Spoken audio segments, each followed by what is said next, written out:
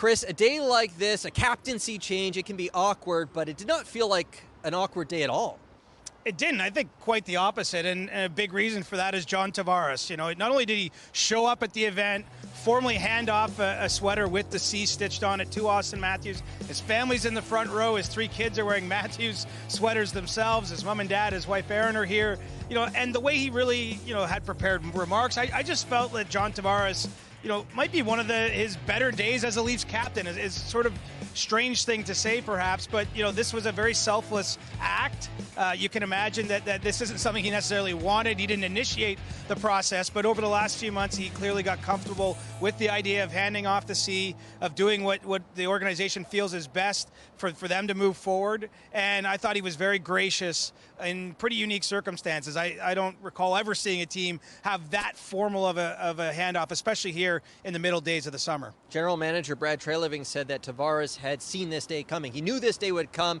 It feels like this has been Auston Matthews' destiny to wear the C in Toronto. So how does it help him and the Leafs now get to their ultimate goal of winning the Stanley Cup? I think that's tougher to quantify. I thought it was interesting, though, that Tavares mentioned he thought this would give Auston even more room to grow. How do you grow on what he's done on the ice? Obviously, coming off a 69-goal season, I don't think that's necessarily, what the team is hoping for. But I think management looks at an opportunity here to sort of transition to something new. Maybe the team takes on a little bit more of his personality. Maybe he can grow in terms of, the way he pulls teammates along. I think that, there was some thought that there was no specific issue in these prior years, but that, maybe when you're not wearing the C, you're a little bit more worried about stepping on someone's toes, for lack of a better word. So, this is the part of it that's hard to measure. I don't think we'll really know until we see how next season, and maybe the seasons beyond that, play out. But I don't think, looking at it from 10,000 feet, anyone is surprised that Auston Matthews would wear the C. He's obviously been the Leafs' most important player since the day he walked into the league. Thought it was interesting. The first question of the news conference today was directed to both Matthews and Tavares, and Matthews deferred to Tavares. So he's got so much respect for Tavares.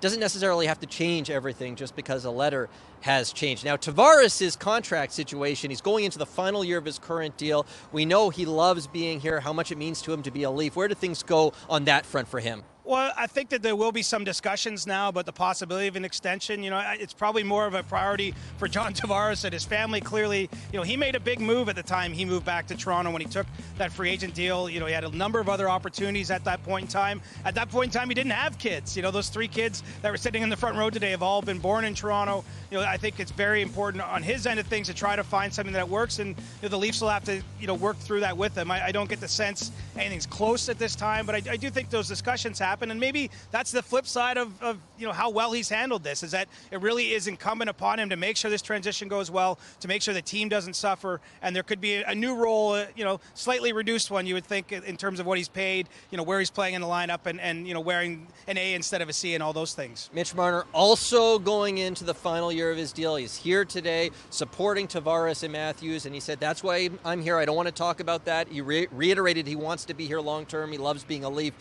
Where do things stand with Mitch Marner?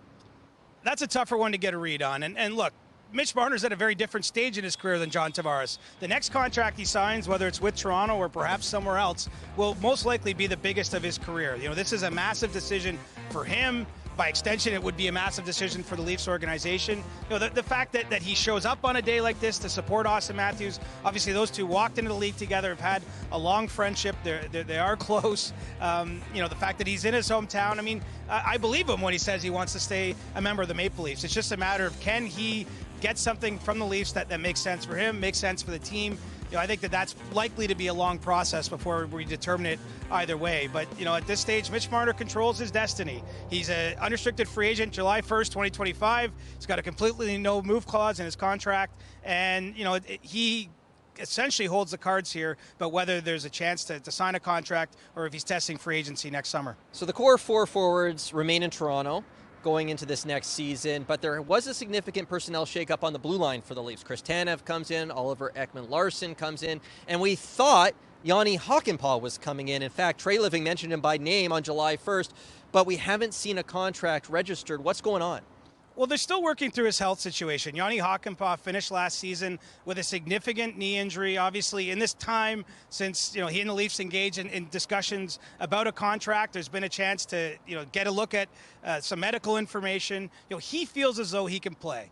And I think the Leafs and their doctors, probably more importantly than the front office, have to be comfortable that that is indeed the case, that health-wise it makes sense to do this. And so, Brad Treliving was asked about it, specifically after this ceremony, and he said, look, this isn't the day to talk about it, but he hopes there'll be some clarity soon. And so I think really that's where it stands, is both sides are trying to get comfortable with the health situation. Can the Leafs move forward and sign that contract? And we'll just have to see where that ends up. Well, Treliving is right. Today is about Auston Matthews becoming just the 26th captain in franchise history. He's well on his way to being behind us here in statue form on Legends Row, and now we know he'll have a C on his chest when that day comes.